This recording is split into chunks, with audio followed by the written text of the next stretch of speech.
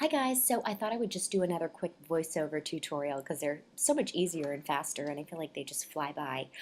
So anyway, I've already done my foundation and my concealer and penciled on my brows, which is why I'm just filming kind of my eyes up right now. And I'm putting a little Painterly paint pot on my eyelids right now just to give myself a nice prime. Now this is the Kat Von D Spellbinding Palette, which is kind of amazing.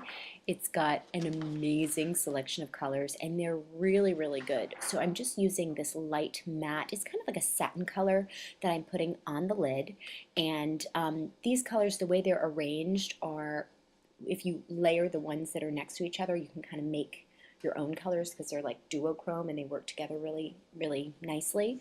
So I'm just packing that satin kind of like skin color all over my lid with MAC 239, and what I do is I load up the brush with a lot of color and then just on one side, so that way the side that faces my eyelid has the color and then the side that's facing outside does not, and that way you don't get a lot of fall down.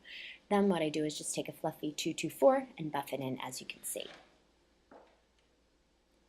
So now I'm taking the color next to it, which is this sort of like sparkly brown, but you can't really see the sparkles. And what am I doing? I'm taking my 239 and I just put that in the crease. Now what I found with these colors is you really have to work to blend them once you put them down, and since it was my first time using the palette, it was kind of a learning curve at the same time. So I put the color down and then I'm really just working to blend it, and right now I'm using a 217, which kind of gets into the crease. Then I thought this cranberry color was just beautiful, so I picked a little bit of that, and when you put it over the two colors that I already had down, it really makes this like amazing cranberry color, like the color of leaves. So it was really pretty for the fall time. And I'm just blending that in again with a 224. And most of the work really happens with the blending. I think the next time I use the palette, I'll probably be a little less heavy-handed. But, you know, if you've ever used Kat Von D eyeshadows, you know that they're very, very creamy and they're very, very highly pigmented, and you really have to work quickly because once they're down, you really have to blend them. So it's not, you know, these colors, they have a lot of color payoff. And as you can see, it's like, it's pretty bright, it's pretty dramatic. So now I'm just kind of putting it above the crease and I'm just blending it, blending it, blending it. So I'm just really using those three colors.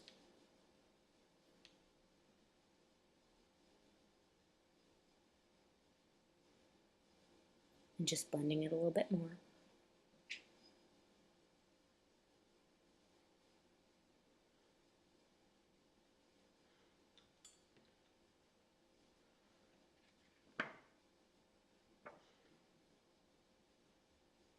Now I'm taking that same 239 and just putting a little bit more of that lighter satin color just on my lid, just so you can really see the differentiation. If you see, you can still see that it hasn't quite blended in all the time, so I'm going to have to go back and work it a little bit more.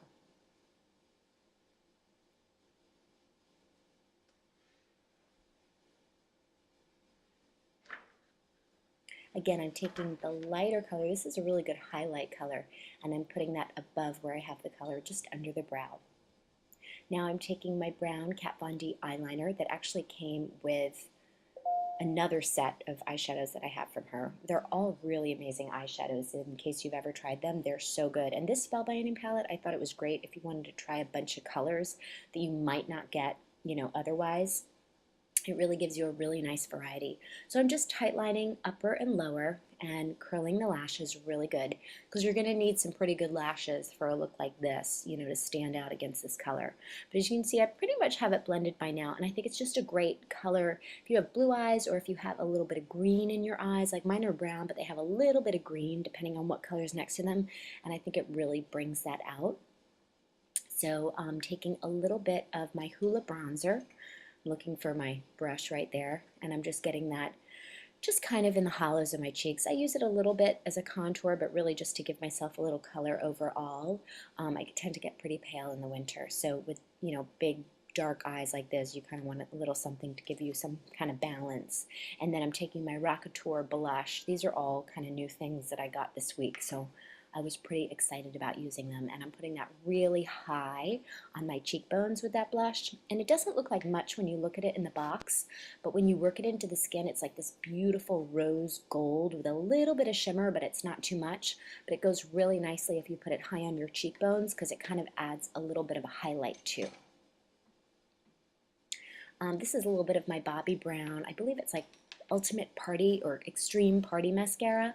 It's okay. It's not my favorite. I'm still looking for something as good as my Chanel Le Volume de Chanel because I don't really want to buy my $30 mascara anymore. But I have yet to find a mascara that good. So I'm really just loading this on. This color is actually, it's not quite black. It's called black chocolate, so it's really like a dark, dark, dark brown, but it's not quite black. But I thought this would go really well with the eyeshadow colors that I used. So I'm just adding a really light lipstick. This is actually a drugstore product. It's L'Oreal Ferris Nude. It's a great nude, and it looks so good on everybody. And then I'm putting a little bit of Chanel Gracielle lip gloss on top, which is my favorite. And if you ever use lip gloss over your lipstick, I highly suggest just wiping it off so that way your lip gloss doesn't get all gross from having like whatever color lipstick is on. It keeps it nice and clean. So that